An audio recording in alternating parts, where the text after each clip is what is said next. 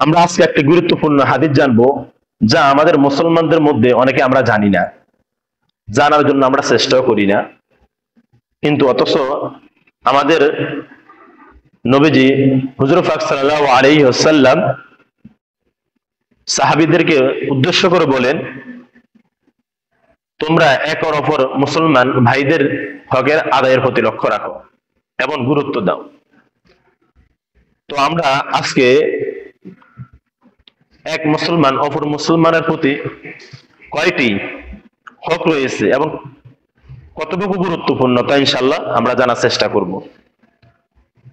হযরত আলী রাদিয়াল্লাহু তাআলা আনহু বর্ণনা করেন যে রাসূল সাল্লাল্লাহু আলাইহি ওয়াসাল্লাম ইরশাদ করিয়াছেন, এক মুসলমান অপর মুসলমানের উপর 6টি হক রয়েছে।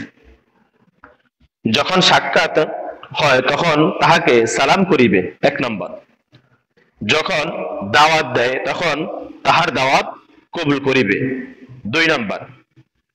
3 নম্বর, যখন তাহার হাসি আসে এবং আলহামদুলিল্লাহ বলে তখন উহার জবাবে ইয়ারহামুকাল্লাহ বলিবে।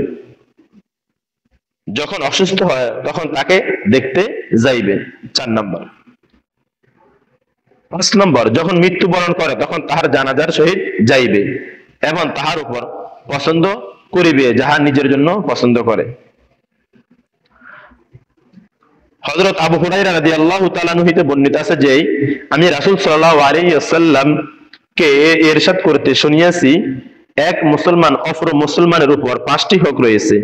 সালাম জবাব দেওয়া, অসুস্থকে দেখতে যাওয়া, জানাজার সহিত যাওয়া, দাওয়াত কবুল করা এবং হাসিদা তার জবাবে ইয়ারহামুকাল্লাহ বলা।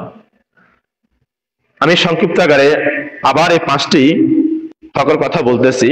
হযরত আবু হুরায়রা রাদিয়াল্লাহু তাআলা আনহু হতে বর্ণিত আছে যে আমি রাসূল সাল্লাল্লাহু আলাইহি ওয়াসাল্লামকে ইরশাদ করতে শুনিয়াছি, এক মুসলমানের অপর মুসলমানের উপর 5টি হক রয়েছে। সালাম জবাব দেওয়া, অসুস্থকে দেখতে যাওয়া, জানাজার সহিত দাওয়াত কবুল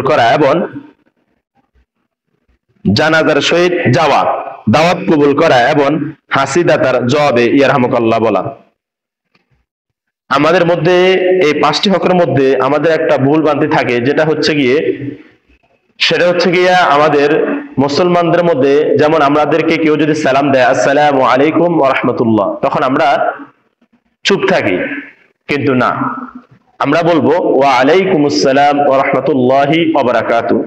কারণ সালাম দেওয়া সুন্নত, উত্তর দেওয়া ওয়াজিব, ফরজের কাছাকাছি, আমরা ওই দিকে লক্ষ্য রাখবো। আর যে ব্যক্তি সালাম দিছে এবং সালাম উত্তর দেয়নি, সে গুনাহগার হলো। এই জন্য আমরা লক্ষ্য করবো। আল্লাহ আমাদের সকলকে আমল করার তৌফিক দান করুন।